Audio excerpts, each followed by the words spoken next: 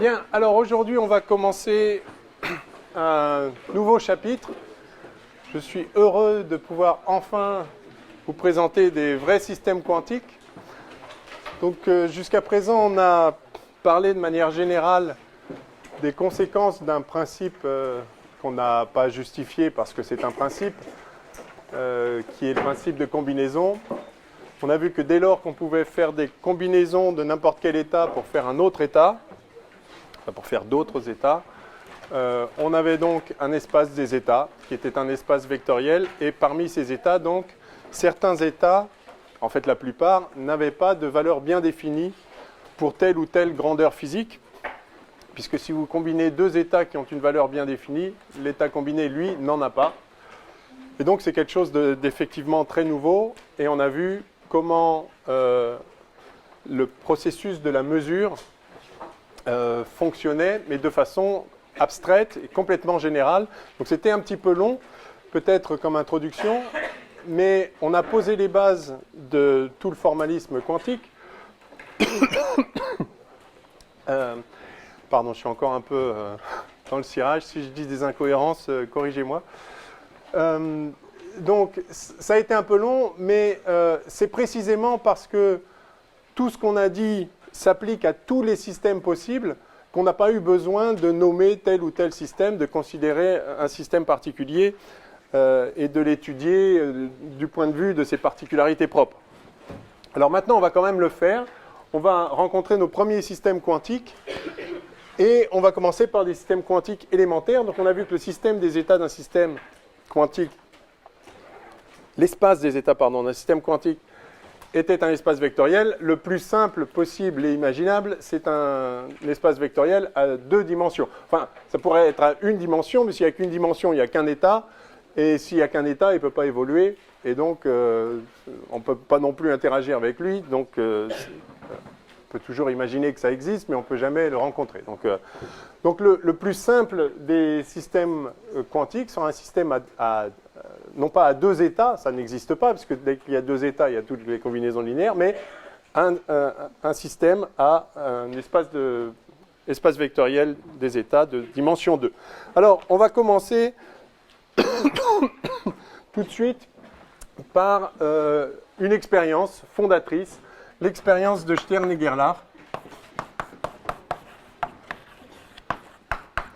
qui est une merveille absolue.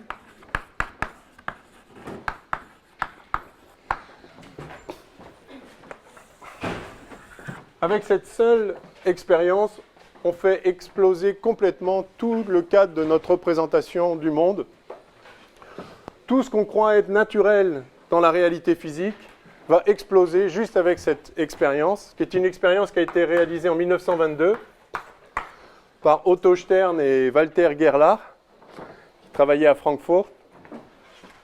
Stern était initialement l'assistant de Born. Vous vous rappelez la règle de Born, qui dit que quand on mesure une grandeur physique sur un état qui n'a pas de grandeur physique bien définie, on trouve aléatoirement avec comme probabilité, on trouve chaque valeur aléatoirement avec une probabilité correspondante au module carré de la composante de l'état sur l'état bien défini en question. Et puis Gerlach venait également d'être embauché à l'université comme assistant, mais expérimentateur. Et ils se sont mis ensemble. Donc, Stern était plutôt théoricien, Gerlach expérimentateur, tous les deux très importants, enfin très, très bons physiciens. Ils vont avoir le prix Nobel, bien sûr, pour cette magnifique expérience. Une expérience simple dans son principe, mais dont nous allons voir que les résultats sont vraiment bouleversants. L'idée, c'était au départ, c'était l'idée de Stern, c'était de vérifier la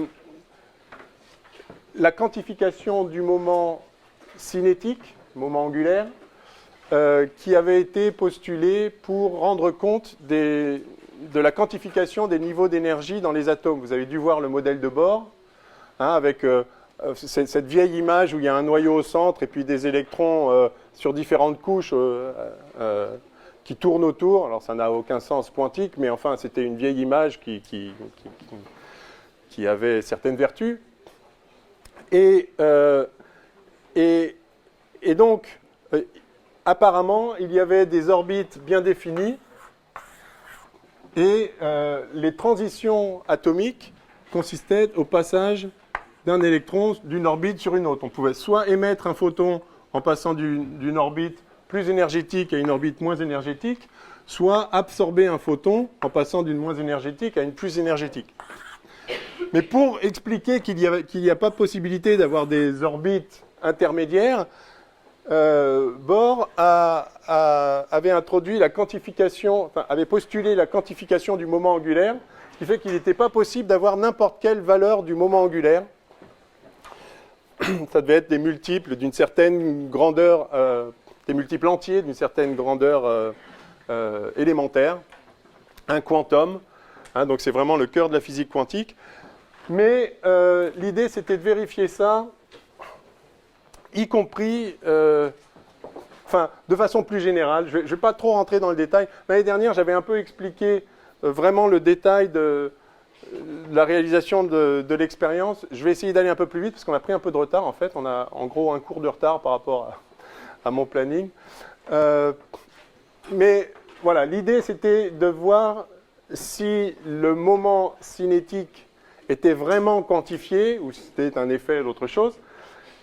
Et l'idée, c'est que lorsque vous avez une particule chargée qui a un moment cinétique orbital, je vais faire premièrement, rappel, moment magnétique.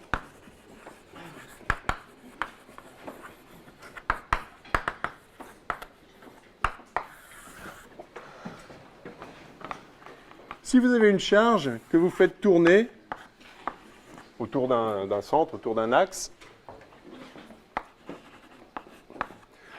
il y a donc un moment cinétique, un moment angulaire, comme on dit en anglais, c'est ce qui est préférable d'ailleurs. Donc, le moment angulaire, je ne sais pas comment vous avez l'habitude de le noter, sigma, J, L.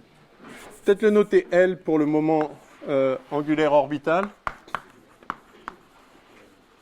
Donc, moment cinétique orbital, c'est, comme vous le savez, si j'appelle ça O et puis M, la position du corps, c'est OM vectoriel, la quantité de mouvement, d'accord? Ça vous parle, ça? Maintenant, si la particule est chargée, si elle a une petite charge Q, eh bien, en fait, en se déplaçant, la charge représente un courant, d'accord? Il y a un certain courant. C'est quoi le courant? C'est dQ sur dt, c'est combien de charges passent par un point ou par une petite section par unité de temps. Et donc, à ce moment orbital, est associé, alors je vais le noter mu, un moment magnétique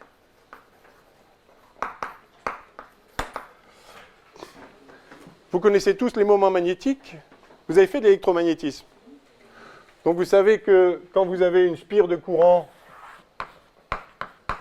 dans laquelle passe un courant I, il est associé à un moment magnétique qui vaut I fois le vecteur surface associé, donc le vecteur surface, donc ici ça va être, c'est le vecteur qui a pour norme la surface, donc si c'est un cercle de rayon A, ça va faire pi A carré. Et puis c'est dirigé suivant la normale à la surface, délimitée par le circuit, et avec la convention, si I est dans ce sens-là, ça va être un vecteur qui vient vers nous. Je vais le noter comme ceci. Voilà le moment magnétique associé. Hein, donc quand vous avez un courant. Alors le truc, c'est que quand vous avez une charge qui tourne, eh bien c'est un courant de fait. Et donc vous avez un moment magnétique associé qui vaut donc, alors à nouveau si j'appelle petit a, le rayon ça fait pi A2 fois I. Mais alors quel est le courant? Quel est le courant associé à cette rotation-là? Bien, c'est simple. Il passe Q toutes les périodes de rotation. Et une période de rotation, ça prend combien de temps? La rotation, bah, si la vitesse est V, ça fait 2 pi r, V c'est 2 pi r divisé par T, donc T c'est 2 pi r divisé par la vitesse. Ok? Alors R c'est A, je l'ai appelé petit a, le rayon du cercle, donc ça fait, on a dit, donc le courant c'est Q divisé par ça, d'accord? Donc Q divisé par 2 pi a, je vais le mettre sur V ici, petit u, hein, U c'est juste le vecteur qui sort du tableau, et donc ça fait, alors il y a pi a qui s'en va, il reste Q a V sur 2 petit u, et ici le moment orbital, du coup je peux l'écrire, alors OM vectoriel MV, ça sort aussi du tableau, et ça fait M A V petit u, hein, A étant le rayon OM, d'accord? Hein, donc j'imagine un cercle parcouru à vitesse constante. J'ai donc un moment orbital qui vaut ça, et à ce moment orbital est associé un moment magnétique. Et du coup, je peux établir une relation entre le moment magnétique et le moment orbital, d'accord? Entre ça et ça, je peux écrire que le moment magnétique, alors comme vous voyez, il est dans la même direction que le moment orbital, et c'est un multiple. Alors, on note gamma, le rapport entre les deux. Ça s'appelle le rapport gyromagnétique. Donc c'est le lien entre la rotation et le moment magnétique, enfin, entre le moment giratoire et le moment magnétique. Donc ça, je vais vous le noter, ça s'appelle rapport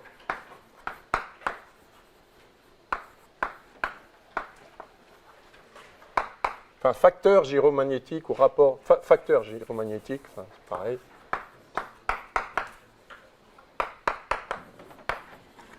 Gyromagnétique. Et donc là, il suffit de voir, ça fait combien? Donc ici, il y a presque MAV, il y a AV, donc c'est MAV sur M. Donc en fait, gamma ici, c'est Q sur 2M. D'accord? Avec donc le rapport gyromagnétique pour une charge qui tournerait sur un cercle à vitesse constante, ce serait Q sur 2M. Donc pour un électron, ça fait moins la charge élémentaire divisée par 2 fois la masse de l'électron. Bref, vous voyez donc qu'à chaque moment cinétique est associé un moment magnétique. Du coup, l'idée, c'est que si le moment cinétique, le moment angulaire est quantifié, eh bien le moment magnétique aussi doit être quantifié. Et donc l'expérience de Stern-Heger-là consiste à essayer de voir si le moment magnétique est quantifié. Et donc il va s'agir, en fait, le dispositif mis en œuvre par Stern-Heger-là, l'expérience qu'ils ont menée, consiste en fait à venir mesurer le moment magnétique d'une particule.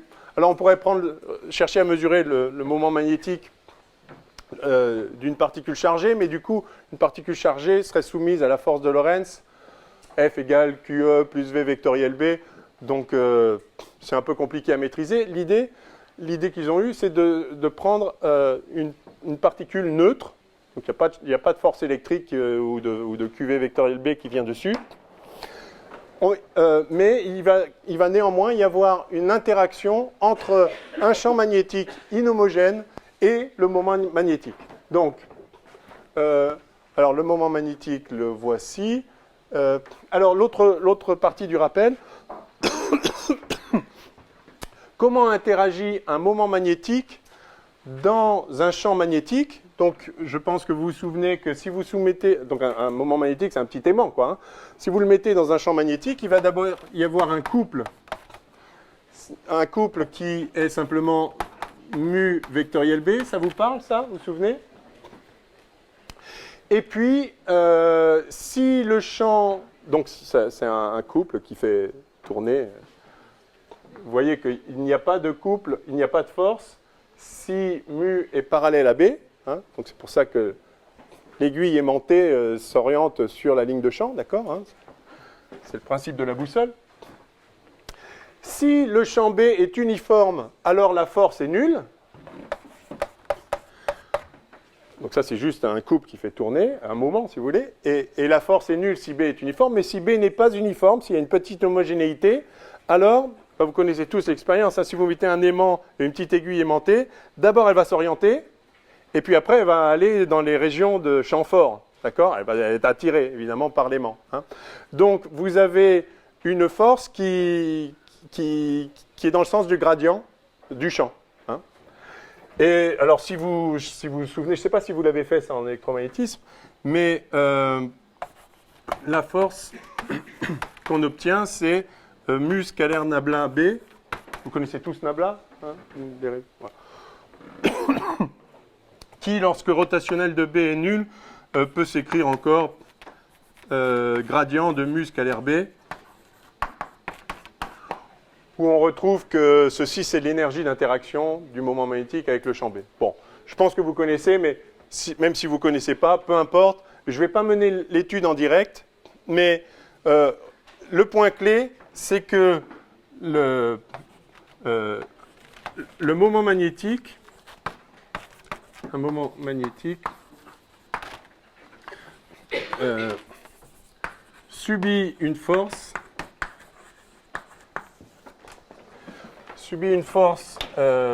dans un champ B inhomogène. Et cette force dépend de la composante de mu selon B. Enfin, selon le gradient de B, en fait.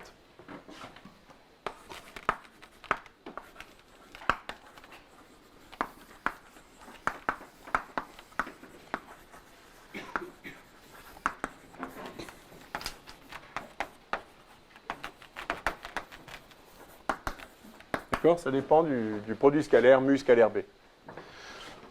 Bon, alors, il y a une ou deux subtilités dans l'expérience de Stern-Gerlach. Je ne vais pas faire la démonstration complète de ce qui se passe, mais ça doit suffire à comprendre, moins qualitativement, le principe. Alors, deuxièmement, dispositif expérimental.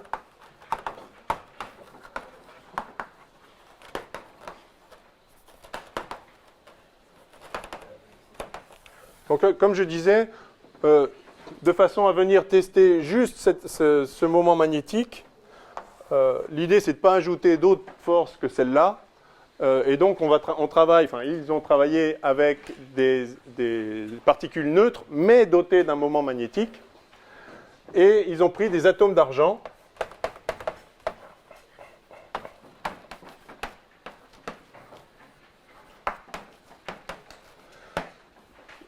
L'intérêt de l'atome d'argent, c'est qu'il a 47 protons, 47 électrons. Donc les électrons remplissent toutes les couches sont remplies, sont complètes. Vous connaissez le modèle en couche, hein, sauf un. Donc il reste qu'un seul électron. Donc tout se passe comme s'il y avait qu'un seul électron, mais bien sûr c'est neutre quand même puisqu'il y a autant de protons que d'électrons. Donc ça revient à travailler sur un seul électron, mais avec un objet neutre. C'est assez astucieux. C'est pas non plus l'astuce du siècle, mais voilà. Donc ils ont travaillé avec des atomes d'argent. Et l'idée, donc, qui est associée à un certain moment magnétique, enfin, en tout cas, c'est ça qu'il faut voir. L'idée, c'est de le mesurer. Et donc, vous avez un espèce de four où vous faites sortir des atomes d'argent, orientés dans toutes les directions. Enfin, bon, c'est OK. Et puis, vous allez créer, sur le chemin, un champ inhomogène, orienté dans une certaine direction. Je vais l'appeler Z, par exemple. Donc, vous avez un dispositif. Alors, comment vous faites un champ inhomogène ? Eh bien, vous mettez un aimant. Je vais vous le représenter un peu en perspective. Alors, si votre aimant il est comme ceci, là, enfin, si vous mettez deux aimants identiques, voilà, vous allez juste avoir un champ B qui fait comme ça, là, enfin, donc qui ne dépend pas de... Je vais le mettre dans l'autre sens. Qui ne dépend pas, ça dépend où vous mettez le pôle nord et le pôle sud, hein, on est d'accord.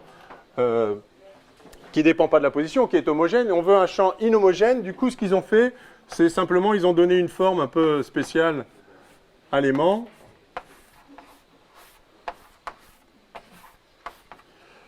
Je ne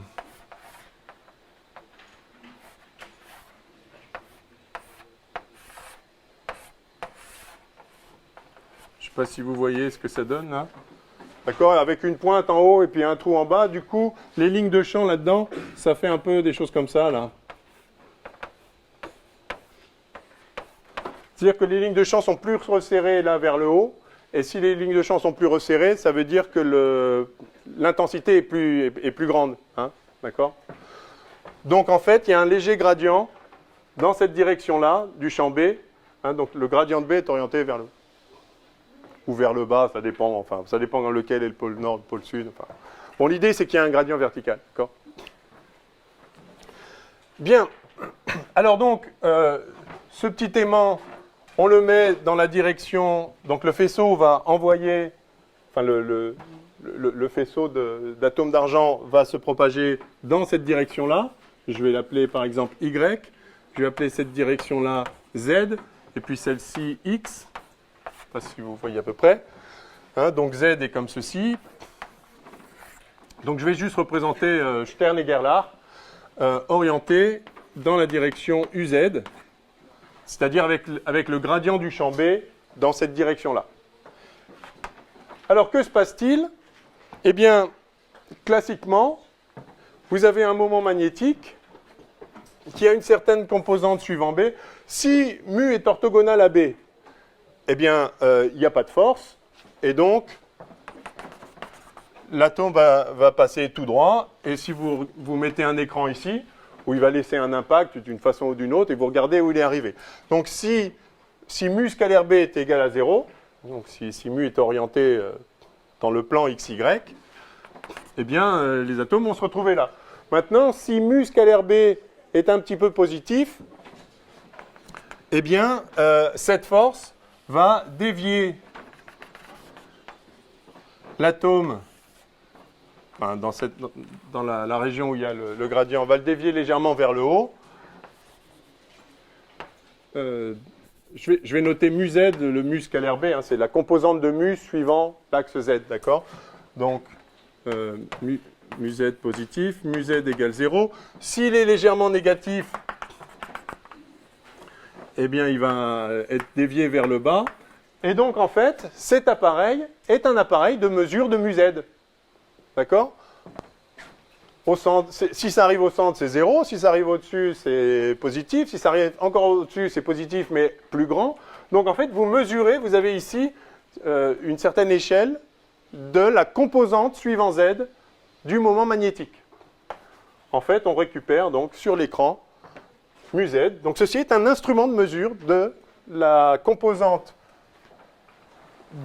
du moment magnétique suivant l'axe de l'appareil de Stern et Gerlach, c'est-à-dire suivant l'axe sur lequel on a mis une inhomogénéité magnétique.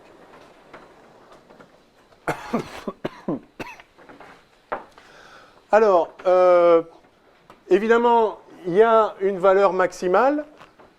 La valeur maximale pour mu scalaire B, c'est quand mu est exactement aligné suivant B. Alors ça fait, je vais l'appeler mu 0.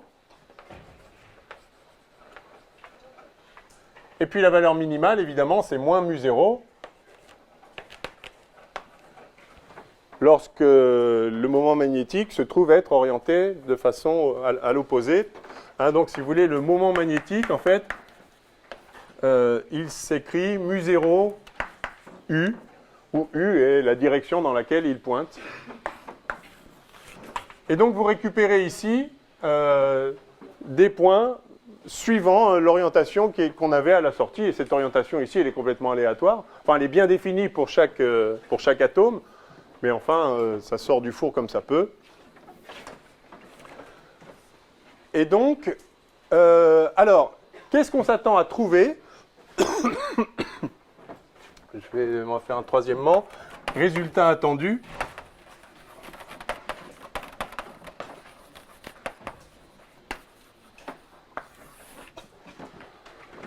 Résultat attendu, alors on s'attend donc à trouver, suivant l'orientation du moment magnétique de l'atome d'argent, suivant U, des atomes un peu partout à l'arrivée.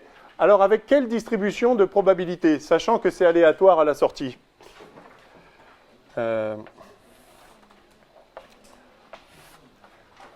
Donc si on met la probabilité ici en fonction de μz comme ça, donc il n'y aura rien au-dessus de μ0, il n'y aura rien en dessous de moins μ0, et il y aura une certaine distribution avec une probabilité plus grande, là où il y a plus de chances d'arriver. Alors, qu'est-ce qu'on attend? Est-ce que vous connaissez... donc, mu scalaire b, on est d'accord que c'est en fait μ0 b cos θ, où θ est l'angle entre U et B.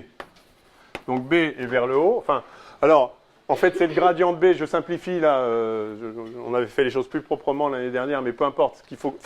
Il faut comprendre que ça dépend de la composante suivant B, c'est-à-dire ça dépend du μ0 cos θ. Donc, si le moment magnétique est orienté dans une certaine direction, vous avez un certain θ entre les deux, et donc la composante que vous mesurez, en fait, c'est μ0 cos θ. Donc, connaître la distribution des positions d'arrivée, c'est connaître la distribution des mu suivant z. Je vais le noter comme ça, c'est peut-être mieux. Et connaître la distribution des mu suivant z, c'est connaître la distribution des cos θ. Alors, quelle est la distribution des cos θ quand on a un truc complètement aléatoire? Personne? Ah bon? Ah bon? Alors ça, c'est bien à savoir. En fait, donc, si vous êtes dans l'espace et que vous tirez aléatoirement et vous regardez le cos θ, eh bien, la distribution est plate. Il y a la même la distribution des cos θ. Donc, cos θ va de -1 à 1, bien sûr. Eh bien, c'est exactement comme ça. Vous avez la même probabilité d'obtenir n'importe quel intervalle de cos θ. Alors, si vous n'avez jamais vu ça, comment montrer ça? Simplement, dire qu'on est orienté aléatoirement, c'est dire qu'on peut pointer dans n'importe quelle direction, qu'on peut se trouver dans n'importe quel petit bout de l'angle solide, hein, de l'espace. Donc, si je représente...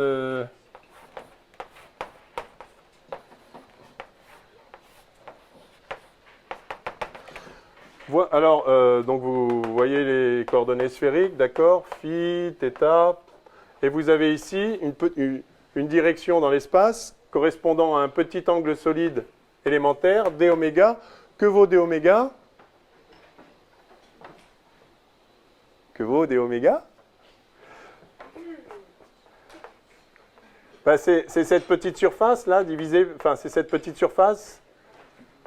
Si on est à la distance 1 ou si on est à R, enfin, si on est à la distance R, il faut diviser par R2. Hein, c'est ds sur R2, vous savez ça, non? Et ds, c'est quoi ds? C'est ici, là, donc vous voyez ce petit carré? Ce petit carré un peu courbe, mais comme c'est infinitésimal, sa surface, c'est juste cette longueur-là fois celle-là. Alors cette longueur-là, c'est R dθ. Et cette longueur-là, c'est R sin θ fois dφ. Divisé par R2, et donc ça fait sin θ dθ dφ. Vous connaissez pas ça? Ah bon. Et vous savez le retrouver sinon. Très bien. Donc, alors, la probabilité d'avoir un certain θ, donc le θ c'est celui-là, hein, donc un certain cos θ il est là. Ça ne dépend pas de phi, d'accord? Où qu'on soit autour, ça donnera le même θ, donc je peux intégrer sur phi. Et donc j'obtiens 2π sin θ dθ. Le dω correspondant à un certain cos θ, c'est 2π sin θ dθ. Mais 2π sin θ dθ, alors il y a un signe moins, mais peu importe, c'est 2π d de cos θ. Hein, d de cos θ, c'est moins sin θ dθ. Et donc, si vous dites que vous êtes distribué aléatoirement dans les angles solides, c'est n'importe où, donc vous êtes aléatoire dans le d oméga, vous êtes aléatoire dans le d cos θ. C'est magique. Voilà, donc si vous tirez au hasard une direction dans l'espace, la projection de cette direction sur un axe quelconque, z ou un autre, ça donne donc le cosinus de l'angle. La projection est aléatoire aussi, enfin le cosinus est aléatoire. OK? Bon, alors ceci étant rappelé, ce qu'on s'attend à trouver, classiquement, puisque à la sortie du four, les atomes d'argent ont un moment magnétique orienté dans n'importe quelle direction, et que l'appareil distribue les atomes dans l'espace en fonction de leur cos θ, puisque la distribution en cos θ est plate, leur position dans l'espace va être distribuée de façon équiprobable. Et donc, on s'attend, alors évidemment, rien au-dessus de mu0, le cos ne peut pas être plus grand que 1, le cos ne peut pas être plus petit que moins 1, mais on s'attend donc à avoir une distribution de probabilité comme ceci, avec autant d'atomes absolument partout.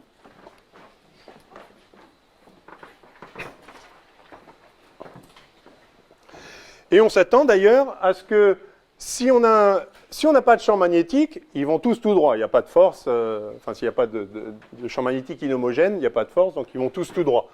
Donc ils vont tous arriver là s'il n'y a pas de champ magnétique. Et puis plus on augmente le champ magnétique, plus on les espace, puisque la force va être proportionnelle à mu0 fois le gradient du champ B. Donc si on augmente le gradient du champ B, ça va s'élargir, donc on va obtenir des trucs comme ça, Et donc, voilà, et puis si vous avez un grand champ, vous allez avoir une distribution étalée comme ça, mais en tout cas plate. Vous voyez bien ça, hein? OK. Alors, maintenant, voyons les résultats obtenus. Parce que ce n'est pas tout à fait les mêmes.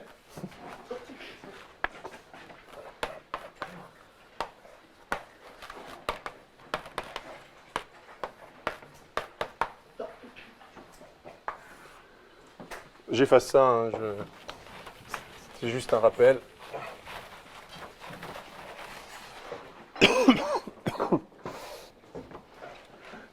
Résultat obtenu, donc on a nos atomes d'argent qui sortent.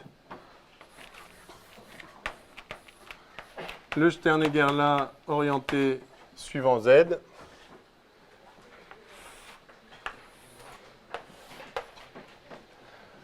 Et on obtient une distribution de probabilité. Donc je vais noter probabilité de mu Z. Alors, s'il n'y a pas de champ B, on retrouve tout là. OK. Oui.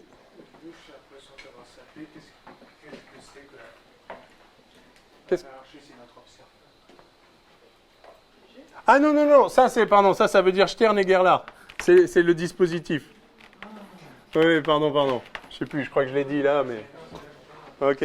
Donc c'est juste le dispositif. C'est cet aimant-là. C'est juste un aimant comme ça, enfin, avec un champ B inhomogène orienté dans la direction UZ, ce qui fait dévier les atomes suivant Z vers le bas ou vers le haut. Alors, qu'est-ce qu'on observe? Si on met un champ magnétique, eh bien, on va avoir... donc, si on recalibre en valeur du moment, suivant Z, eh bien, on ne va pas du tout obtenir un truc plat. On va obtenir exactement ça.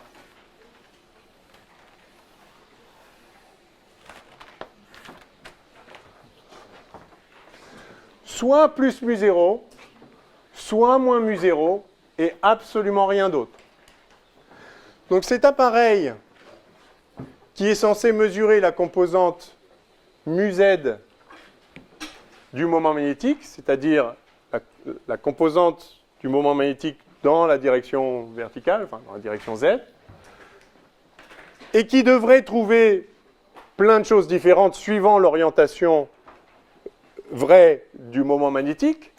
Alors certes, si le moment magnétique est exactement aligné suivant mu-z, on doit trouver plus mu0. S'il est exactement orienté suivant moins uz, on va trouver moins mu0. Mais enfin, il peut être orienté aléatoirement, il peut être orthogonal et il devrait y avoir des particules ici. Sauf que non, jamais, jamais, jamais, il n'y a des particules autrement que soit là, soit là. Plus mu0, moins mu0. Comme si, à la sortie du four, les atomes d'argent étaient tous soit alignés vers le haut, soit alignés vers le bas, mais jamais en biais. Après tout, c'est possible, peut-être que le four il est un peu spécial, et il fait sortir que des trucs parallèles, dans une certaine direction. Ok, mais dans ce cas, on n'a qu'à tourner soit le four, soit l'appareil de Stern-Gerlach, c'est-à-dire au lieu de mettre un gradient de champ magnétique suivant la direction Z, mettons-le dans la direction X, et alors à ce moment-là, qu'est-ce qu'on devrait obtenir ? Si je fais donc maintenant, donc je mets mon four à atomes d'argent et je mets le Stern-Gerlach, je l'oriente dans l'autre sens, d'accord ?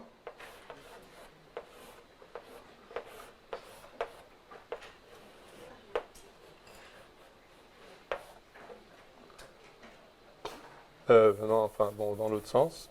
Enfin bref, je vais noter SG de UX. Donc je fais un gradient dans ce sens-là. Classiquement, si les atomes qui sortent du four sont tous orientés verticalement, alors ils n'ont aucune composante suivant UX, les moments magnétiques. S'ils n'ont pas de composante suivant UX, le gradient du champ B étant uniquement suivant UX, il ne devrait pas être dévié du tout, et donc je devrais tous les récupérer au centre. Alors, je suis obligé de faire un truc un peu en perspective. X, Z, je devrais tous les récupérer là. Or, qu'est-ce que j'observe? Eh bien, ils sont plus là ou là, comme ils étaient avant, là, en plus Z et moins Z. Maintenant, ils sont là ou là. Exactement avec le même plus mu0 ici et moins mu0 là. C'est-à-dire que maintenant, ils sont déviés suivant X comme ils étaient déviés avant suivant Z. C'est normal, on a juste tourné l'appareil, tout est isotrope a priori, sauf si vraiment, effectivement, les atomes d'argent sortaient par miracle, tous alignés dans une direction. On s'attend bien, si vraiment ici c'est aléatoire, on s'attend à trouver la même chose, quelle que soit la direction dans laquelle on tourne le Stern-Gerlach. Et effectivement, c'est le cas. Donc ce n'est pas, ce résultat-là n'est pas lié au fait qu'à la sortie du four, les moments magnétiques étaient tous miraculeusement alignés dans une direction particulière. Parce que quand on fait l'expérience, on voit que si c'était le cas, alors ils seraient tous alignés miraculeusement, mais dans n'importe quelle direction. Exactement dans la direction dans laquelle on fait la mesure. C'est vachement spécial. Vous tournez l'aimant, et d'un seul coup, ça fait tourner tous les atomes d'argent pour qu'ils s'alignent dans la direction où vous allez mesurer. Bref, ça ne tient pas la route. Et c'est quand même très très bizarre, parce que ça veut dire donc que lorsqu'on mesure la composante suivant UZ du moment magnétique, en fait, quand on mesure n'importe quelle composante du moment magnétique, on trouve toujours soit plus mu0, soit moins mu0, et jamais rien d'autre. Comme s'il n'y avait que deux valeurs possibles pour cette composante, mais à la fois que deux valeurs possibles pour la composante suivant Z, et pour la composante suivant X, et pour la composante suivant n'importe quelle direction. Ça n'a aucun sens en physique classique. Si jamais il y a effectivement un moment magnétique qui a une certaine direction particulière, il n'est pas possible que sa composante, suivant n'importe quel axe, ne puisse prendre que deux valeurs possibles. Alors la subtilité, alors évidemment on a fait l'introduction de la physique quantique avant, donc on comprend très bien ce qui se passe. Le point clé, c'est que, contrairement à ce qu'on pensait, je vais dire une phrase qui paraît bizarre, mais on va l'expliciter. L'appareil de Stern-Gerlach ne mesure pas la composante du moment magnétique suivant une direction, mais donne une valeur à cette mesure. Je veux dire par là que le dispositif de Sternegger là n'est pas en train de mesurer une composante que le moment magnétique aurait avant la mesure. En fait, ce qu'on voit là, c'est que les deux seuls résultats possibles de la mesure de la composante suivant une direction, c'est plus mu0 et moins mu0. C'est les valeurs possibles du résultat de la mesure. Mais ça ne veut pas dire que le moment magnétique avait cette valeur-là avant qu'on le mesure. C'est juste les deux résultats possibles de la mesure.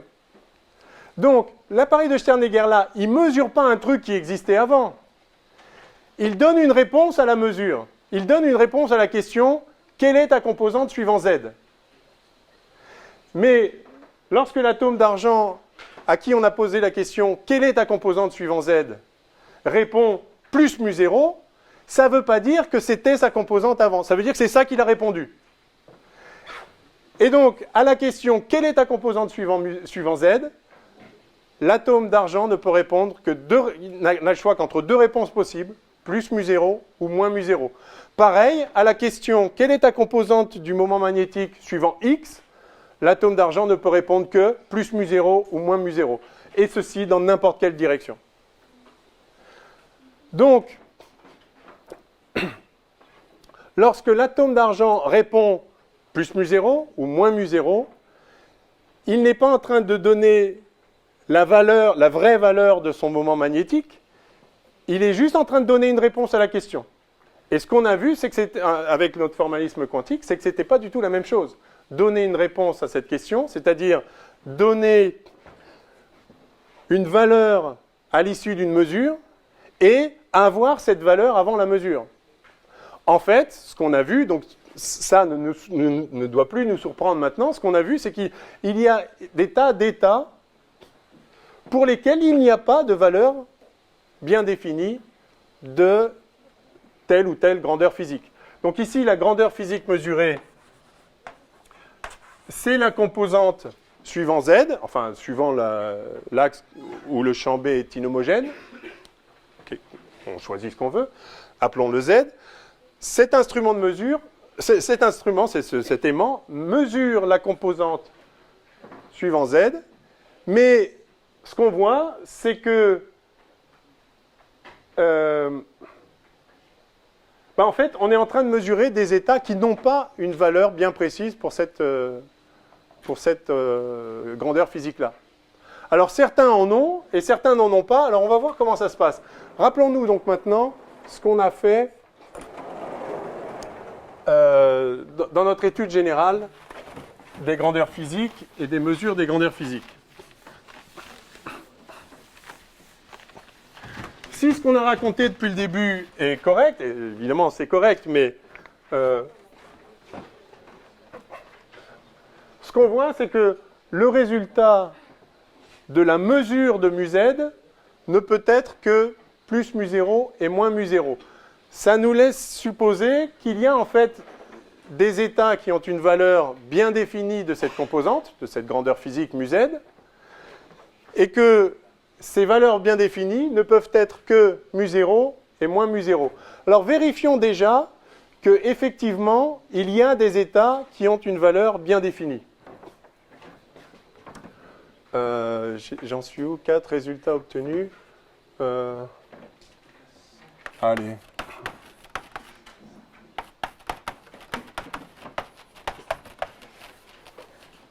Alors, je vais faire un petit B plutôt parce que sinon ça va être l'inflation. Donc le petit A, c'était première série de résultats. État à valeur bien définie.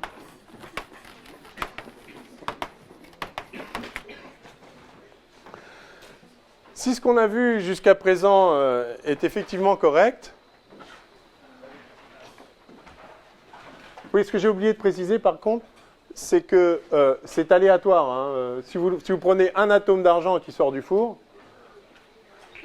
vous n'avez aucun moyen de savoir s'il va arriver sur plus mu0 ou moins mu0. Mais à la limite, même classiquement, effectivement, son orientation à la sortie du four est aléatoire. Alors, état à valeur bien définie. On aimerait bien savoir, effectivement, s'il y a des états de cet atome d'argent pour lesquels, à coup sûr, si on mesure sa composante mu-z, on trouve plus mu0 par exemple, ou moins mu0. Là, ce qu'on a vu, c'est que de toute façon, les deux seules réponses possibles, c'est plus mu0 ou moins mu0. Mais s'il existe des états qui ont la valeur bien définie plus mu0, alors si on mesure cette valeur-là, on doit trouver plus mu0. Alors effectivement, c'est le cas. Si vous mettez deux Sternegger-là en série, voilà ce qui se passe. Donc vous avez votre four qui sort des atomes d'argent. Vous mettez un premier Sternegger-là orienté suivant UZ. Et donc il sort un faisceau en haut et un faisceau en bas. Celui-là correspond à ce qui classiquement serait une mesure de la composante plus mu0 du moment magnétique, suivant Z. Et le faisceau du bas correspond à moins mu0.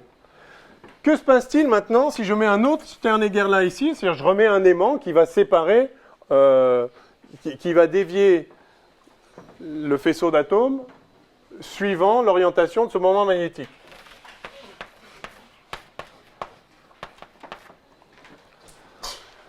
Alors qu'est-ce qu'on obtient? Eh bien là, ils sortent tous par le haut. Ça, c'est rassurant. Ça veut dire que les atomes dont la réponse a été plus mu0 à la question « Quelle est ta composante suivant Z ?», ils sont consistants avec eux-mêmes. C'est-à-dire, si vous mesurez la composante suivant Z et que vous trouvez plus mu0, vous pouvez la remesurer encore, vous retrouvez plus mu0. Et donc ça veut dire que tous les atomes qui sont là ont effectivement une valeur bien définie. Ceux-là, ils ne vont pas vous sortir autre chose. Tous les atomes ici ont pour la composante mu-z, qui est ce que mesure en fait cet instrument de mesure-là, tous ces atomes-là ont une composante mu-z qui vaut plus mu0. Et effectivement, quand on la mesure, on trouve plus mu0. Oui ? C'est un peu comme si le premier appareil de Sternegger était un polariseur qui donnait une direction sur la moitié. Exactement. Tout se passe comme si cet appareil, en fait, fabriquait des atomes alignés suivant UZ. Alors qu'il ne l'était pas avant. C'est sûr qu'il ne l'était pas avant, puisque quand on a mesuré mu-x, par exemple, on n'a pas trouvé 0. Et on ne trouvera jamais 0 d'ailleurs. C'est soit plus mu0, soit moins mu0. Oui ? Le deuxième appareil, il n'est pas selon UZ, mais selon UX. Alors on va le faire. On va le faire. Et c'est effectivement très important, très intéressant. Alors donc déjà, ça c'est juste pour voir qu'il y a bien des états à valeur bien définie, comme dans le cadre de notre étude préalable. Et effectivement, manifestement, le premier appareil Sternegger-là a modifié l'état de l'atome d'argent ici pour en faire maintenant un état à valeur bien définie. Quelle valeur? Plus mu0, c'est-à-dire la valeur qui correspond à la réponse qu'il a donnée. Si je mettais ici un autre appareil Sternegger-là sur ceux qui ont répondu moins mu0, sans surprise, on verrait qu'ils sortent tous par la voie du bas, c'est-à-dire qu'ils confirment qu'ils ont bien la valeur moins mu0. Alors maintenant, effectivement, la question qu'on se pose tous, c'est que se passe-t-il si on oriente le Sternegger-là suivant la direction UX, par exemple, à la sortie du premier. Alors normalement, ils doivent aller tout droit, puisqu'ils ont un moment magnétique orienté suivant UZ et qu'on mesure la composante suivant X. Ils sont déviés suivant X s'ils ont une composante suivant X. Classiquement, s'ils sont orientés suivant Z, ils n'ont pas de composante suivant X. Alors il n'y a rien en fait, du coup ils vont tout droit, ils ne sont pas déviés, quoi. Ils sont pas sensibles à à la charge, enfin au gradient du champ. Alors faisons-le. Donc, on recommence. Alors là, on va mettre petit c.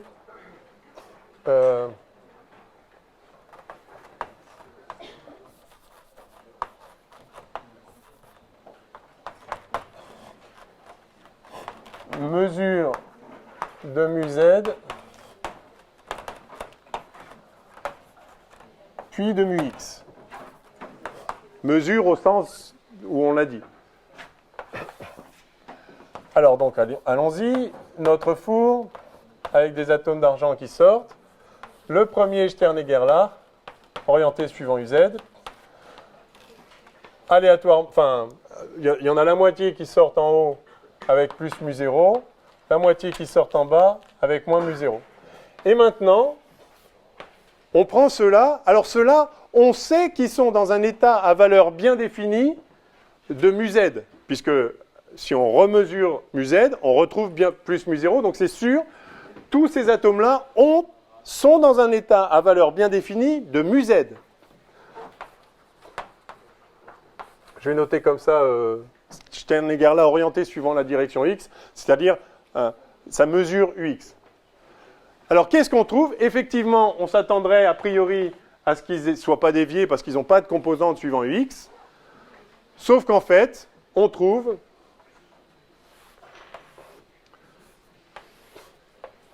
deux sorties, une avec plus mu0, une avec moins mu0, et ceci de façon totalement aléatoire. C'est-à-dire si vous les prenez un par un, à la sortie du premier Stern-Gerlach, vous connaissez très bien la valeur de mu-z. Si vous la remesuriez, on l'a fait, vous retrouveriez mu0. Donc ce sont tous les atomes ici ont un état bien défini, enfin sont dans un état qui a une valeur bien définie de mu-z. Mais si vous les prenez un par un, vous allez voir que aléatoirement, ils arrivent là ou là. Oui. Mais là, on va supposer que x et z, c'est des axes. Oui. Orthogonaux, ça fait qu'ils ne sont pas de même importance. Exactement. Ouais. Mais ce sera aléatoire quand même. On le fera après.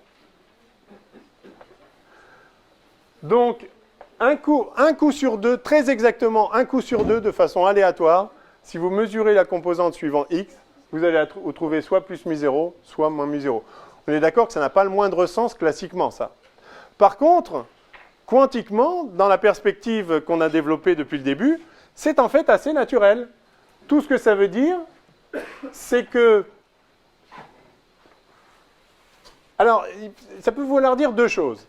Soit que... Commençons par la première, pardon. La façon la plus naturelle de sauver la physique classique, enfin, elle est déjà morte, on est d'accord, hein, parce qu'il n'y a que deux valeurs possibles, alors que normalement, il y a toutes les orientations possibles. Donc. Mais là, on pourrait se dire, OK, en fait, parmi les états qui ont une valeur bien définie de mu-z, et cette valeur, c'est mu0, parmi ces états-là, eh bien, il y en a qui, en plus, ont une valeur bien définie... Il y en a qui, en plus, ont une valeur mu0 de mu-x, et d'autres qui ont une valeur moins mu0 de mu-x. C'est-à-dire que là, on peut s'imaginer qu'ici, en fait, on a juste... Là, on a sélectionné des atomes qui avaient un mu0 suivant z, et puis parmi ceux-là, il y en a qui ont un mu0 suivant x, et d'autres qui ont un moins mu0 suivant x. Et donc ici, on a ceux qui ont mu0, qui ont mu-z égale mu0, et mu-x égale mu0. Et puis là, on a ceux qui ont mu-z égale mu0 et mu-x égale moins mu0. D'accord? Alors, si on remet un Stern-Gerlach suivant x ici, c'est-à-dire qu'on redemande la composante suivant x. Alors, on va retrouver moins mu0. Effectivement, c'est cohérent, entre guillemets, ces états-là, qui ont répondu qu'ils avaient la composante suivant x moins mu0, ils confirment, oui, je suis mu0, moins mu0. Et ceux-là vont confirmer qu'ils ont la composante plus mu0. Donc, on pourrait penser à ce stade qu'effectivement, là, on a fabriqué, le premier à fabriquer à fabriquer des états qui qui sont alignés suivant Z. Et parmi ceux-là, alors le problème c'est comment peut-on être aligné à la fois suivant Z et suivant X? Mais vu que de toute façon, ça ne fait que donner une réponse à une question, ça ne veut pas dire qu'on avait un alignement donné. On va dire que, donc là, on a sélectionné des états qui répondent plus mu0 à la question Z. Et puis là, on sélectionne des états qui répondent aussi plus mu0 à la question X. Donc ceux-là répondraient toujours mu0 à la question Z et mu0 à la question X, et ceux-là, mu0 à la question Z et moins mu0 à la question X. Évidemment, je peux mettre un X ici, et c'est pareil, je vais déployer plus et moins. Oui? Yes! C'est exactement ça qu'il faut faire. Vérifions ça. Mettons maintenant, une fois qu'on a sélectionné des plus mu0 à Z, des plus mu0 ou moins mu0 au choix à X, remesurons la composante suivant Z. Alors, petit d.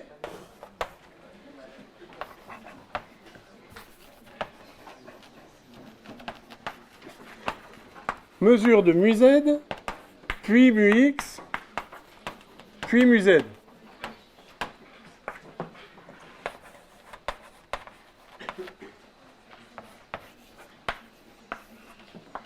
Donc on prend les plus mu0 ici, par exemple.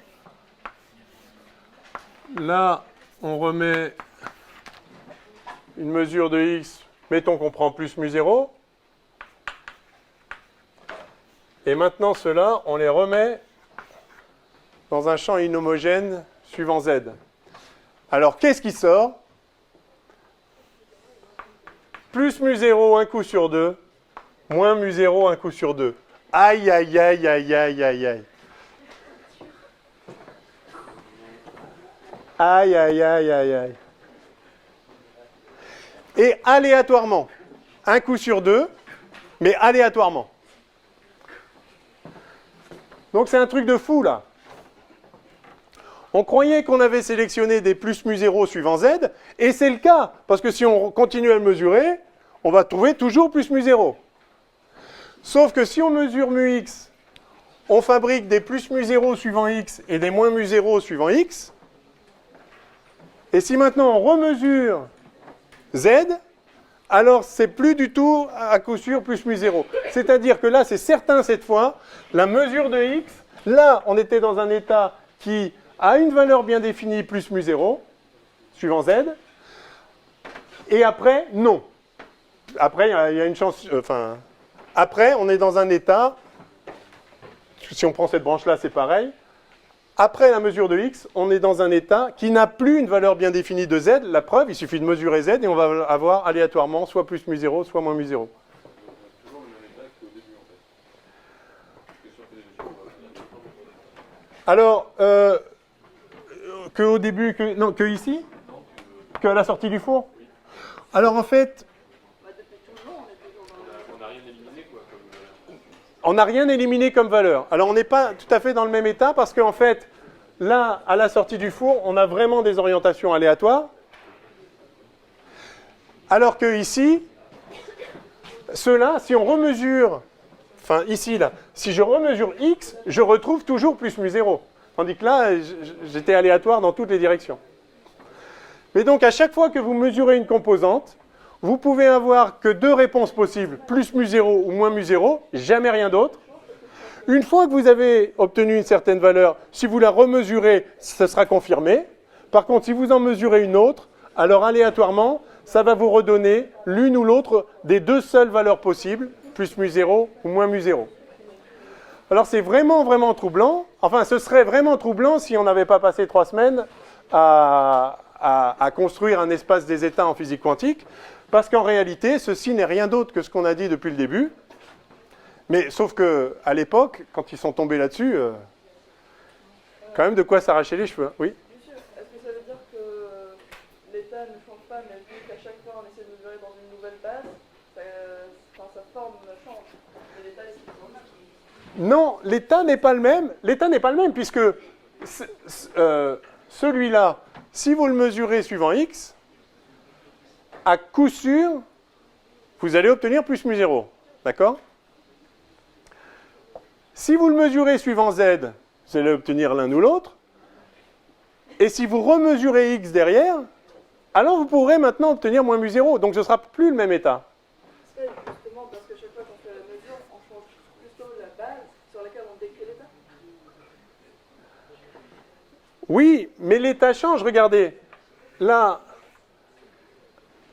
vous avez plus mu0. Dans cet état-là, ça c'est un état bien particulier qui a à coup sûr plus mu0 quand on mesure z. Ensuite, vous faites des trucs et c'est plus le cas. Donc c'est pas juste que vous avez changé votre façon de le regarder, vous avez changé l'état. Parce que maintenant, celui-ci là, il peut donner moins mu0, tandis que celui-là ne pouvait pas donner moins mu0. Mais c'est parce que justement, il y a l'intermédiaire qui a changé.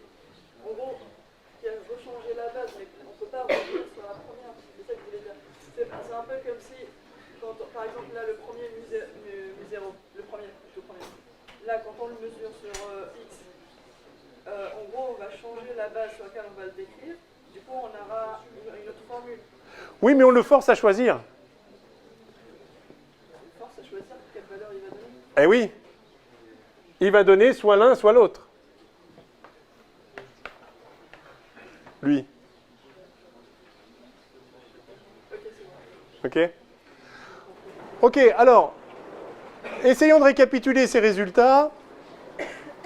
Un peu troublants, j'en conviens, mais dans le cadre de ce qu'on a développé jusqu'à présent. En fait,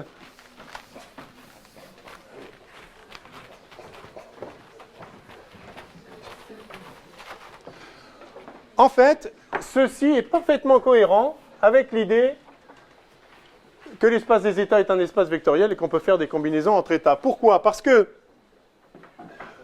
quand vous avez pris ici des plus mu0 suivant z et que vous avez mesuré mu x, vous avez obtenu de temps en temps plus mu0, de temps en temps moins mu0. Ça veut bien dire que... Et cela, après, si vous les remesurez suivant x, lui, il est bien... Je vais changer un peu les notations. Donc, je mesure suivant z. Là, j'ai des plus mu0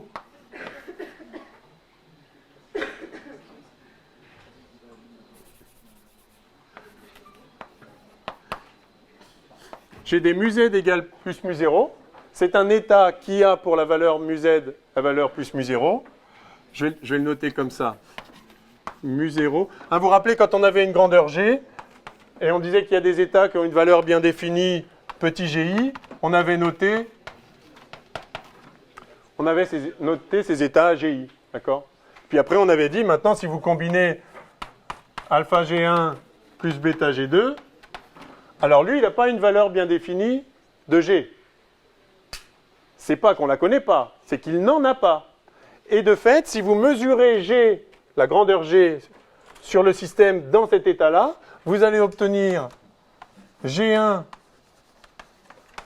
avec une proba module de alpha carré, enfin divisé par module de alpha carré plus bêta carré, si jamais ce n'est pas normalisé. Et vous allez obtenir G2 avec la proba module de bêta carré sur... D'accord? Là, vous mesurez mu z, eh bien, vous avez maintenant un état qui a la valeur mu0 pour la composante z, je le note comme ça. Et puis ici, vous avez des états qui ont la valeur moins mu0 pour la composante z. Mais maintenant, si vous mesurez x, vous voyez que à la sortie, il y a des états qui ont plus mu0 pour la composante x et moins mu0 pour la composante x. Qu'est-ce que ça veut dire, ça? Eh bien, ça veut dire que le mu0z que vous aviez considéré, en fait, il a des composantes suivant mu0x et moins mu0x.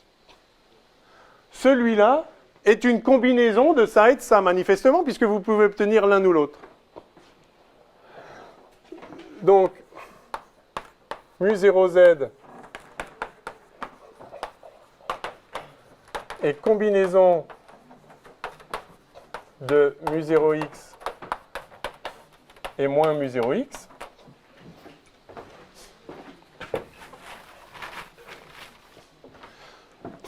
Mais c'est vrai aussi pour moins mu0z d'ailleurs. Hein, si vous mettez si vous mesurez la composante x sur celui-là, vous allez obtenir aussi soit plus mu0, soit moins mu0. Mais maintenant, si vous remettez un Sternegger là, orienté suivant z ici, alors vous allez trouver plus ou moins. Et donc, de même, mu0x est combinaison de mu0z et moins mu0z.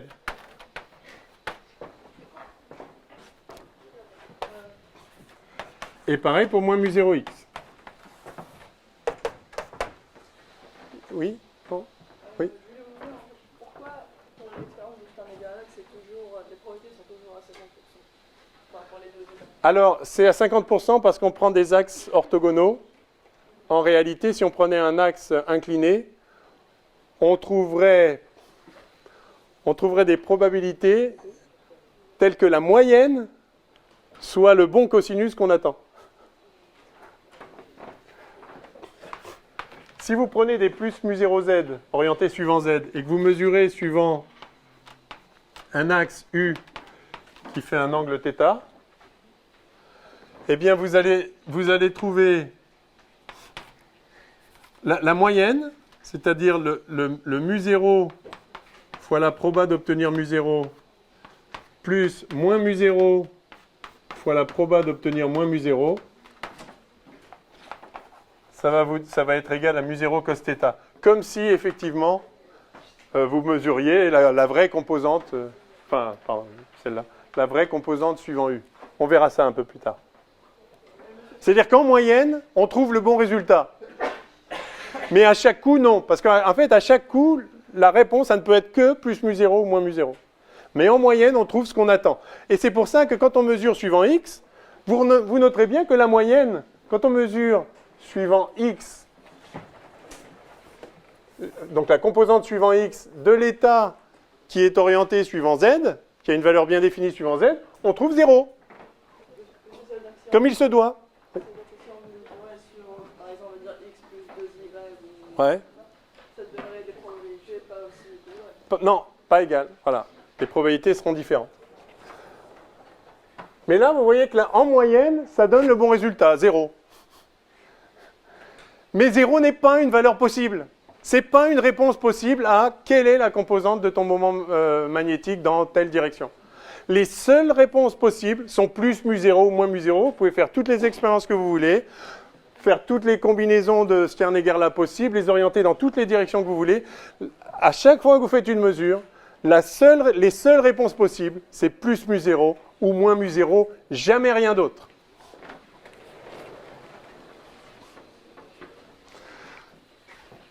Donc ça correspond tout à fait à ce qu'on a dit depuis le début, c'est que une grandeur physique peut avoir, enfin, un système peut avoir des valeurs bien définies pour une certaine grandeur physique,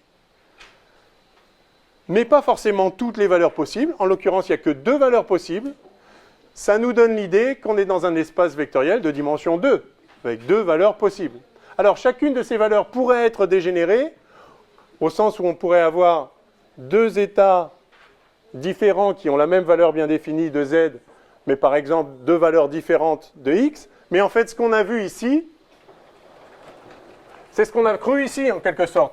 On s'est dit, OK, voilà, j'ai sélectionné ceux qui ont une valeur bien définie de mu z, puis maintenant je sélectionne ceux qui ont une valeur bien définie de mu x, et donc je me dis, j'ai peut-être des états qui ont à la fois une valeur bien définie de mu z et de mu x. Sauf que quand on les remesure suivant z, non, on ne retrouve pas la valeur en question. Donc ici, ils n'ont plus une valeur bien définie de z. de mu-z. Ça nous dit une chose d'ailleurs par rapport au langage qu'on a employé lundi.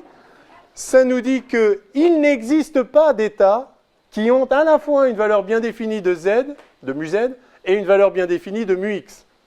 Autrement dit, mu-z et mu-x ne sont pas des grandeurs physiques compatibles. Vous ne pouvez pas à la fois avoir une valeur bien définie de z et une valeur bien définie de x. Si vous avez une valeur bien définie de z, ça peut être que plus mu0 ou moins mu0. Mais bien sûr, il y a plein d'autres états possibles. Il y a toutes les combinaisons possibles de ces deux états-là. Et parmi celles-là, il y en a qui ont une valeur bien définie de x. Mais alors, elles n'ont pas une valeur bien définie de z. C'est le choix. C'est au choix. Monsieur, pour les états qui sont justement compatibles et qu'on peut définir en même temps, le résultat de la mesure devrait être comment? Eh bien, si vous mesurez...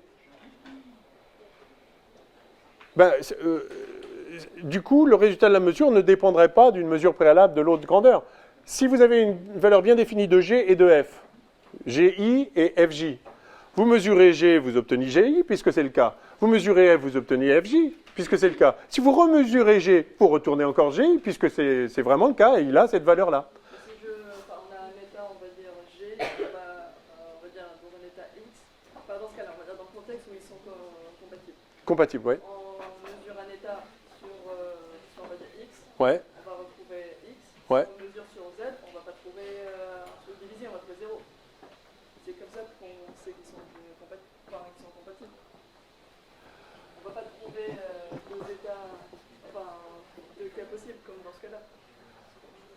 Par exemple, là, si on avait retrouvé, en mesurant sur Z, si on avait retrouvé mu0 et qu'on remesure sur X et on retrouve 0, ça voudrait dire On ne peut pas trouver 0. Hein. non, C'est soit mu0, soit moins mu0. Il n'y a que deux valeurs possibles. mais si on trouve rien du tout, Ah, on ne peut pas rien trouver. Vous faites passer l'atome d'argent là-dedans, il va bien sortir quelque part. Il n'y a pas à se volatiliser. Il ressort soit à la déviation comme s'il avait plus, mu0, soit comme s'il avait moins. mais ça c'est le cas parce que Z et X sont incompatibles. Oui. Et dans le cas si ils étaient compatibles, qu'est-ce qu'on aurait? Alors, s'ils étaient compatibles, par exemple, ils sortiraient donc du côté plus mu0 en x. Très bien. Et maintenant, si vous remesuriez z, il ressortirait vers le côté plus mu0 de z. Oui. D'accord. Puisqu'il aurait... Enfin, mesurer sa valeur bien... En fait, quand vous avez une valeur bien définie, la mesurer ne change rien. Et du coup, ça garde... De revenir si on remesure. Ouais. Voilà. Là, ce qu'on voit, c'est que c'est effectivement incompatible. Vous croyez que vous aviez sélectionné un état qui a une valeur plus mu0 suivant z. Maintenant, vous mesurez parmi ceux-là, ceux qui ont une valeur bien définie plus mu0 suivant x. Et donc maintenant, vous pensez qu'ils ont une valeur bien définie de z et de x. Mais en fait, non, si vous remesurez z, ce n'est pas le cas. Donc en fait, ce n'est pas ça qui se passe. Ce n'est pas que vous sélectionnez parmi tous les états ceux qui ont telle valeur. C'est que vous fabriquez des états qui ont telle valeur, quel que soit l'état dont vous étiez parti. Autrement dit, la mesure ne révèle pas la valeur préalable d'une grandeur physique. Parce qu'il y a plein d'états pour lesquels la grandeur physique n'avait pas de bonne valeur, n'avait pas de valeur bien définie. Donc on n'est pas en train de la révéler, on est en train de la fabriquer en vrai. Oui. L'état, lorsqu'il sort du cours et après la mesure de mu, c'est pas le même état? Non, c'est pas le même état. Dans le cas où on fait une mesure suivant des axes pas parallèles, ce ne sera pas la même probabilité d'avoir plus mu0 et moins mu0 à la première mesure de mu-z et à celle après mu. Si... Là, je pense que c'est 50-50, mais si tu des probabilités, ça part pas du même état, est-ce qu'on aurait quand même le même probabilité d'avoir plus ou moins mu0? Non, alors la probabilité d'obtenir tel ou tel résultat dépend de la composante suivant l'état que vous obtenez, suivant la réponse que vous obtenez. Je vais le réécrire. Je vais ramener l'autre tableau.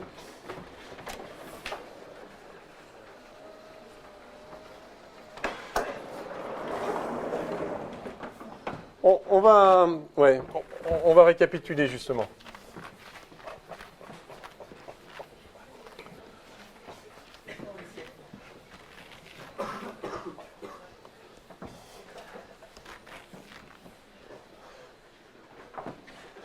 Donc, je ne sais pas du tout comment appeler ça, parce qu'on n'a plus trop suivi le plan, mais c'est pas grave. Allez, si. Cinquièmement, quatrièmement 5. Analyse dans le cadre du formalisme quantique.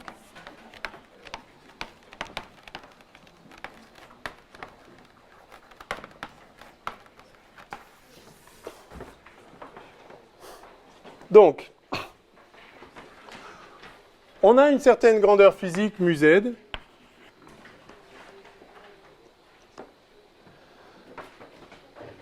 pour laquelle il existe des états à valeur bien définie,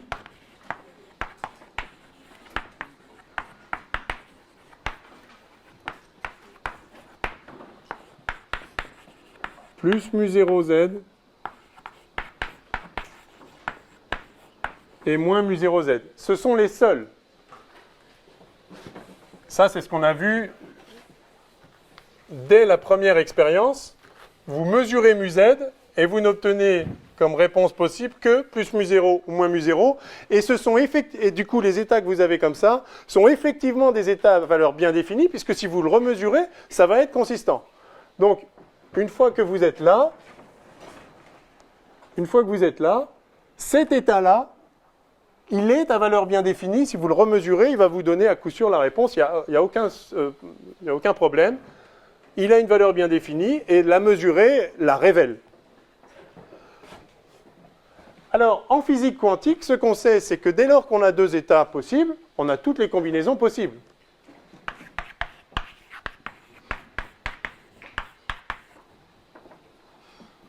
Donc, il existe, je vais mettre une infinité d'états.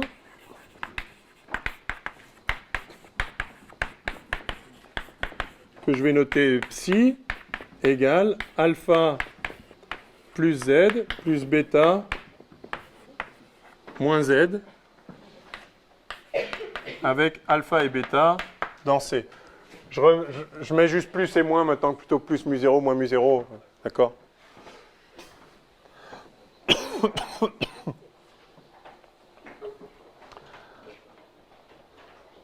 Donc, on a au moins un espace vectoriel de dimension 2. Peut-être plus, mais en tout cas au moins 2, puisqu'il y a deux états à valeur bien définie. Vous vous rappelez comment on a construit l'espace des états. Quand on a construit à partir d'une observable et des états à valeur bien définie de cette observable, on a construit l'espace des états en prenant... Donc, c'est un espace vectoriel, on peut faire toutes les combinaisons de ces états, et on a pris un produit hermitien tel que ces états sont orthogonaux, hein, et puis on a construit l'opérateur, donc de la même façon, je vais construire l'opérateur μz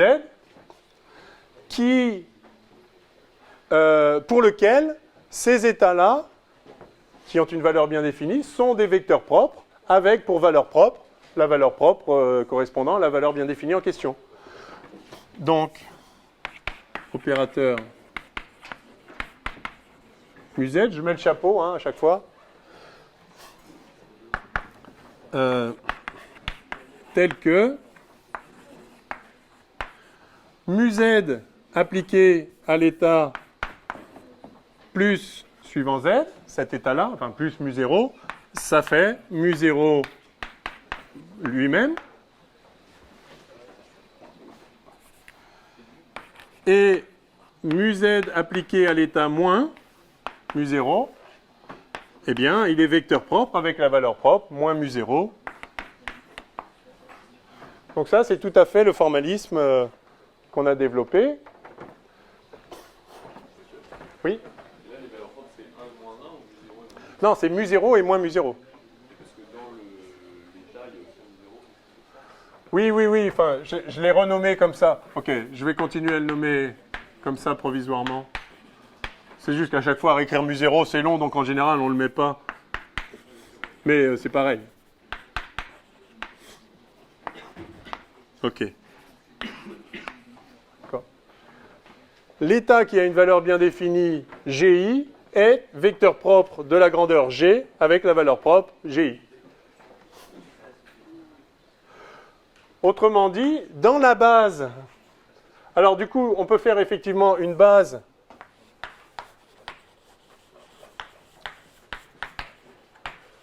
de l'espace des états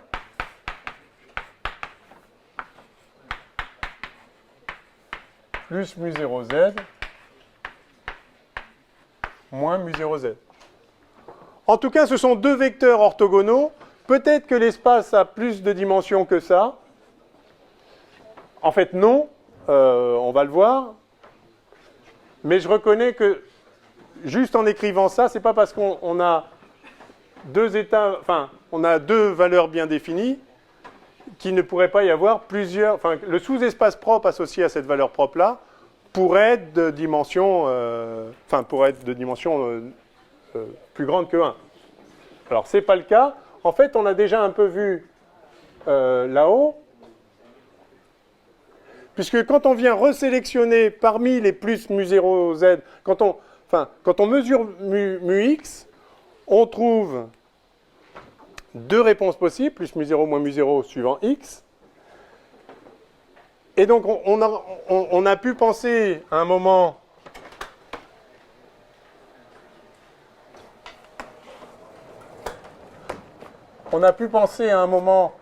qu'on avait parmi ces états-là sélectionné deux branches particulières, mais en fait non, puisque si on remesure mu-z, on ne retrouve pas ce qu'on avait, et donc on n'est pas sorti de l'espace. Enfin, ce n'est pas deux valeurs possibles au sein.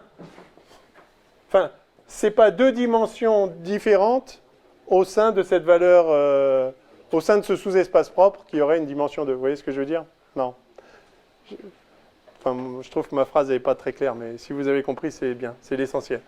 D'accord? Si le sous-espace associé à cette valeur propre avait deux dimensions, eh bien on pourrait faire une mesure qui donne un résultat pour l'un de ces deux-là et un autre résultat pour l'autre de ces deux-là.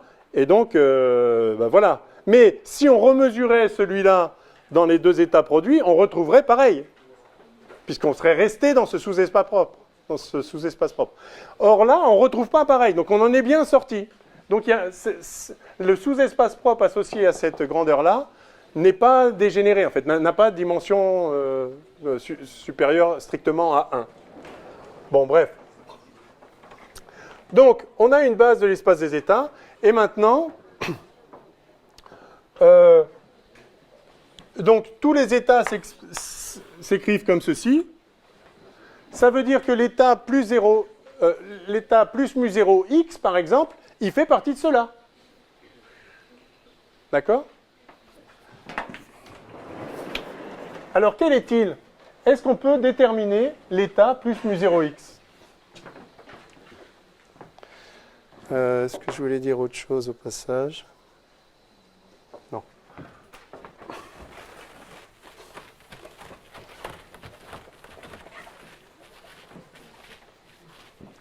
Alors, ce que j'ai dit là pour z, je peux le dire pour x, je peux le dire pour y, je peux le dire pour n'importe quelle direction u orientée n'importe comment dans l'espace géométrique.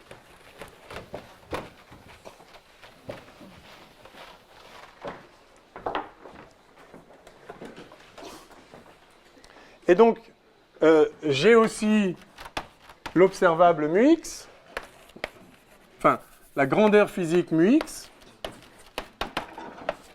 à partir de laquelle je peux fabriquer l'observable mu x, l'opérateur auto-adjoint mu x, qui a deux vecteurs propres, plus mu0 suivant x et moins mu0 suivant x, qui forment une base, et cet opérateur-là est tel que mu x appliqué à plus mu0 suivant x, eh bien ça fait plus mu0 fois lui-même.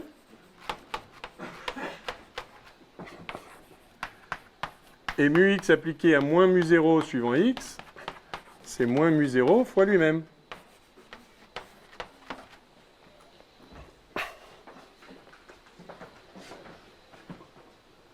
Et pareil pour n'importe quelle direction.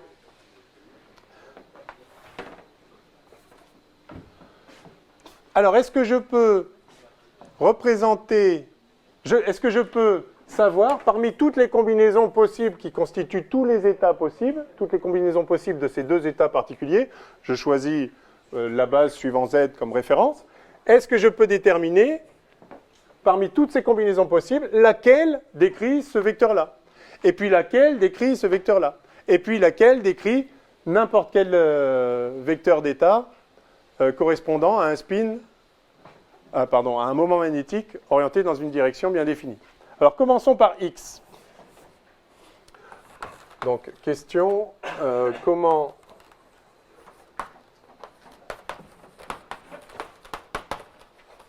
s'exprime plus mu0 X dans la base plus Z moins Z. Vous voulez bien que je mette plus les mu0 là? Ça va simplifier l'écriture et gagner du temps. Donc quand je mets plus, c'est plus mu0, quand je mets moins, c'est moins mu0. Donc voilà la question. Alors, ce qui est sûr, c'est que le plus suivant x, du coup je le note plus x aussi, hein, plus x, c'est un certain alpha plus z, plus un certain bêta moins z. Et alpha et bêta appartiennent à C, sont dans C.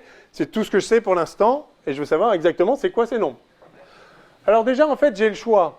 Parce qu'on a vu que si on a un vecteur d'état, si on multiplie ce vecteur d'état par n'importe quel nombre, on obtient encore un vecteur d'état qui a les mêmes probabilités de donner les mêmes résultats dans pour n'importe quelle mesure de n'importe quelle grandeur physique, d'accord? Donc ce n'est pas le même état, mais il représente en fait la même réalité physique.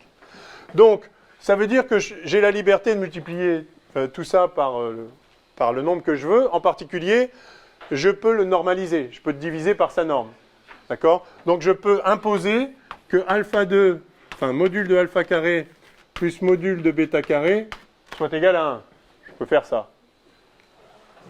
sans restreindre la généralité de la chose.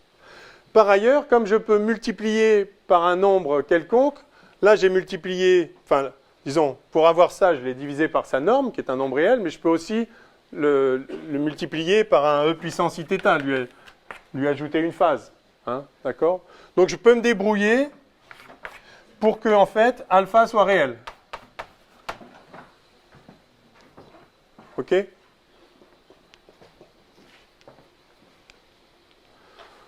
Donc sans perte de généralité, juste en exploitant la liberté que si j'ai plus x qui vaut quelque chose, je peux fabriquer plus x' égale lambda fois plus x, et ça décrit la même réalité physique.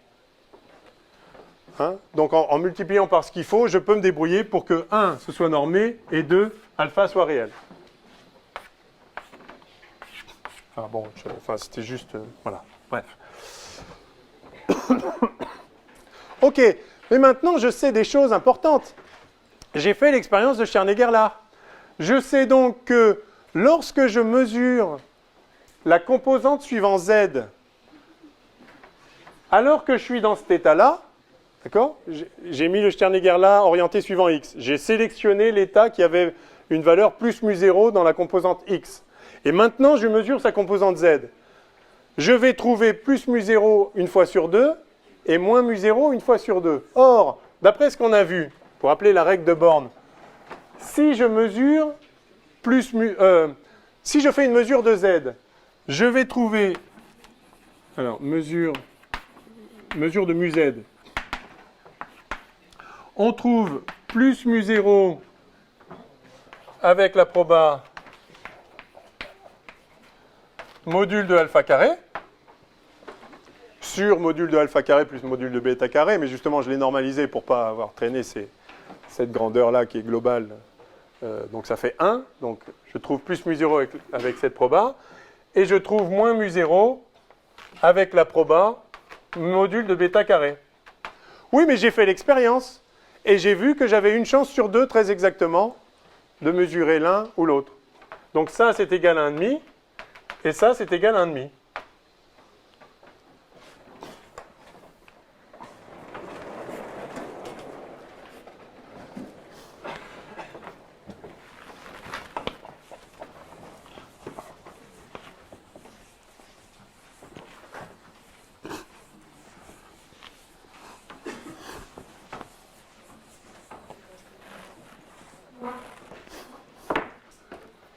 Ok, bon ben voilà.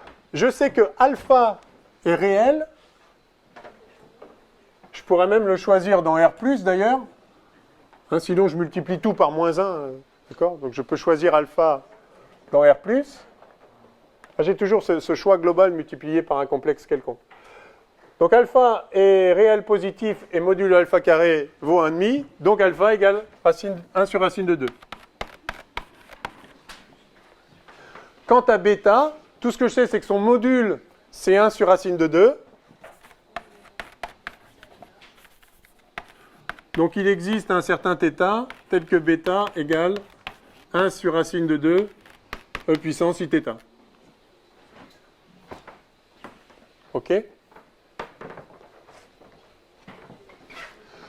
Donc, finalement, l'état qui a une grandeur bien définie du moment magnétique dans la direction, enfin de la composante μx du moment magnétique, et cette valeur c'est plus μ0, donc cet état-là s'écrit en fait 1 sur racine de 2 plus z, plus 1 sur racine de 2, e puissance iθ,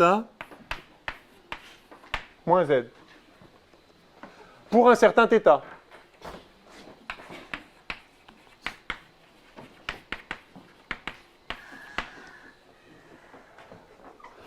Ok, alors maintenant je vais utiliser une autre liberté.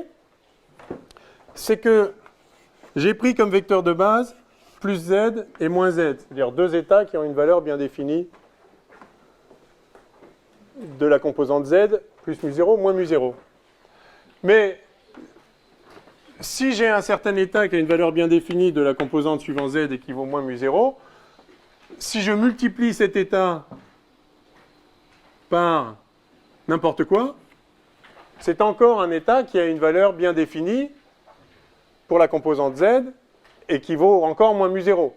Donc je peux en faire un nouveau, un nouvel état de base. Donc ce que je vais faire ici, c'est que je vais remplacer e puissance iθ moins z par un nouveau moins z. Ça, c'est encore un état qui a une valeur bien définie. Donc j'avais pris une base au hasard de l'espace des états à partir en prenant deux états quelconques qui ont une valeur bien définie, plus μ0, moins μ0, mais j'aurais pu prendre n'importe quel multiple de cela. Bon alors donc finalement, je corrige, je prends celui-là. Au lieu d'avoir pris celui-là, je l'avais pris arbitrairement. Maintenant, je prends celui-là. C'est toujours un bon vecteur de base qui a une valeur bien définie suivant la direction z. Ça a toujours la valeur moins μ0 dans la direction z. Donc, j'en fais mon nouveau vecteur de base. Donc, nouvelle base, plus z, moins z. Alors, le prime, je l'appelle plus prime parce que je ne vais pas le traîner un prime tout le temps. Je le renomme, mais je prends celui-là maintenant à la place. Et dans cette nouvelle base, mon plus x, il s'écrit 1 sur racine de 2 plus z, plus 1 sur racine de 2 moins z.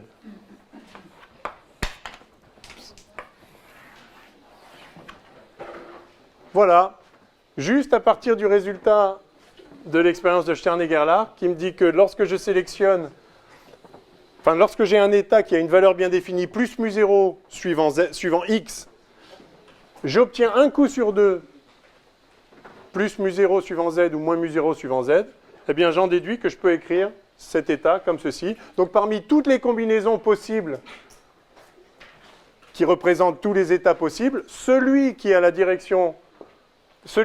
valeur plus μ0 dans la direction x, c'est celui-là en fait.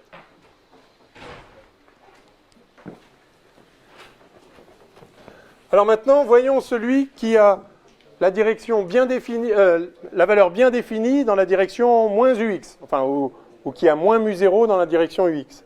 C'est l'heure, c'est ça? Ah, c'est l'heure dans 10 minutes ou c'est l'heure... Ah, c'est l'heure, il y avait 5 minutes.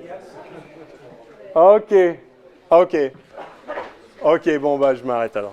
Bon, alors, lundi, on terminera. Enfin, on continuera. À lundi.